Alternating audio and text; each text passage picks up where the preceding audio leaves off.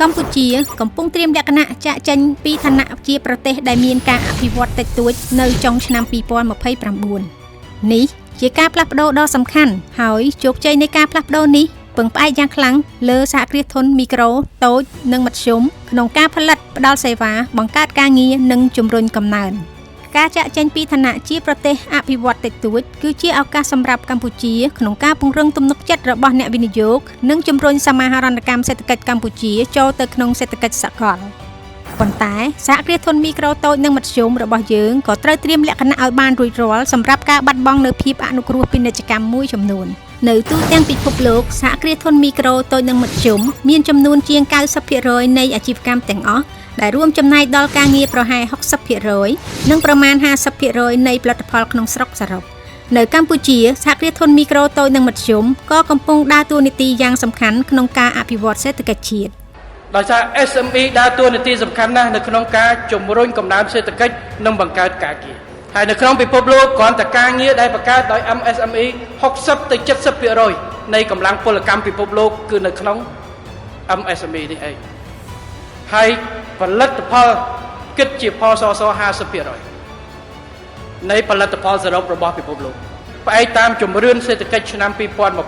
2022 MSME របស់យើងមាន 75,000 ជាងមូលដ្ឋានហើយកម្លាំងពលកម្មស្រូបយកប្រហែលជាជិត3លាននាក់ស្មើនឹង 70% នៃកម្លាំងការងារសរុបហើយបើគិតជាភាគរយនៃផលិតផលសម្រាប់សរុបរបស់កម្ពុជាគឺយើងមាន 63% គាត់តែស្ដាប់ទិន្នន័យមើលទិន្នន័យប៉ុណ្ណេះយើងដឹងថា MSME ដើរតួនាទីសំខាន់ប៉ុណ្ណាសម្រាប់ការកំណើនសេដ្ឋកិច្ចនិងបង្កើតការងារគឺធំណាស់ហើយដែលយើងត្រូវយកចិត្តទុកដាក់ដើម្បីឲ្យកាន់តែរឹងមាំបន្តទៀតដើម្បីត្រៀមលក្ខណៈសម្រាប់ការចាក់ចេញពីឋានៈជាប្រទេសអភិវឌ្ឍតិចតួចនៅចុងឆ្នាំ2029សហគ្រាសធុនមីក្រូតូចនិងមធ្យមកម្ពុជាត្រូវមានការរីកចម្រើនជាដុំកំភួនតាមរយៈការឈានចូលក្នុងប្រព័ន្ធសេដ្ឋកិច្ចផ្លូវការចាប់យកគុណភាពបច្ចេកវិទ្យាឧបករណ៍ទំនើបនិងនវានុវត្តន៍ដើម្បីបង្កើនផលិតភាពនិងភាពប្រកួតប្រជែងផលិតផល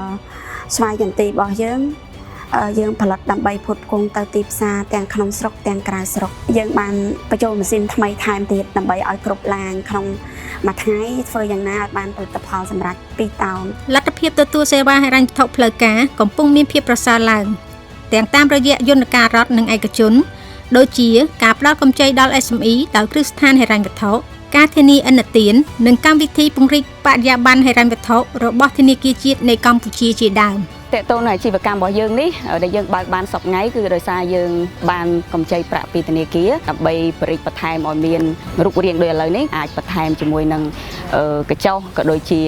បរិយាបានធំជាងដំបូងដែលយើងបើកបុគ្គលិកគឺយើងមានការថែមដោយសារសន្ទុះភ្ញៀវយើងក៏ច្រើនដែរនៅពេលដែលសហគ្រាសធុនមីក្រូតូចនិងមធ្យមអាចបំពេញអនុលោមភាពតាមស្តង់ដារគុណភាពទីផ្សារផលិតផលរបស់ពួកគាត់នឹងបន្តបើកចំហយន្តការគាំទ្រដូចជាសេវាធ្វើតេស្តវិភាគការផ្ដល់វិញ្ញាបនបត្រកម្មបញ្ជាក់គុណភាពឬដើមកំណត់ផលិតផលជាកត្តាចាំបាច់សម្រាប់ភាពប្រកួតប្រជែងទីផ្សារ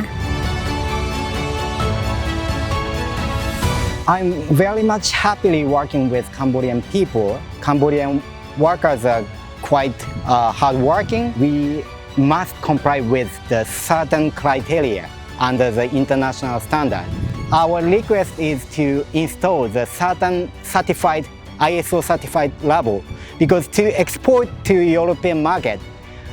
every time we need to test our nutrition in our production. That's why if we have the ISO certified certain levels in Cambodia, so it helps other processors to export easily. ក្នុងការអភិវឌ្ឍអភិក្រមគាំទ្រវិស័យឯកជនរាជរដ្ឋាភិបាលកម្ពុជាកំពុងខិតខំធ្វើការកែតម្រង់បន្ថែមទៀតដើម្បីជំរុញកំណើននៃសហគ្រាសធុនមីក្រូតូចនិងមធ្យម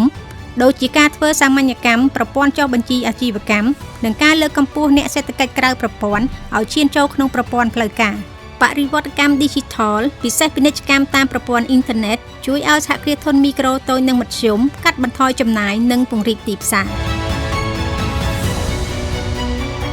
ដើម្បីបំពេញតម្រូវការទីផ្សារសហគ្រាសធុនមីក្រូតូចនិងមធ្យមត្រូវការការគាំទ្រជាបន្តបន្ទាប់ដូចជាសេវាមន្ទីរពិសោធន៍ការបណ្ដុះបណ្ដាលជំនាញការវេចខ្ចប់និងការធ្វើទីផ្សារជាដើមការចាក់ចេញពីឋានៈជាប្រទេសអភិវឌ្ឍតិចតួចមិនមែនជាគោលដៅចុងក្រោយទេតែជាការចាប់ផ្ដើមថ្មីមួយសម្រាប់កម្ពុជា